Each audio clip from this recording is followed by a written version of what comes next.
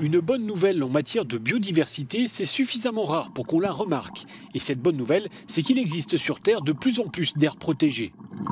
En 2010, des engagements avaient été pris pour qu'au moins 17% des zones terrestres et 10% des zones marines soient protégées. Et cet objectif a été atteint, à en croire un rapport publié par l'ONU. L'agence onusienne chargée du sujet salue les efforts des pays pour créer et aménager des espaces propices à la conservation de la biodiversité. Mais, car il y a bien un bémol, la gestion de ces aires protégées laisse souvent à désirer. Une réglementation pas assez stricte ou encore des moyens financiers insuffisants. Il y a beaucoup plus à faire pour aider à mieux relier entre elles les zones protégées, ce qui serait une priorité pour l'avenir. Une autre priorité serait de veiller à ce que les sites importants pour la biodiversité soient effectivement inclus dans ces zones protégées, ce qui n'est pas toujours le cas. Pour le moment, il y a environ un tiers des sites importants pour la biodiversité qui ne font l'objet d'aucune protection.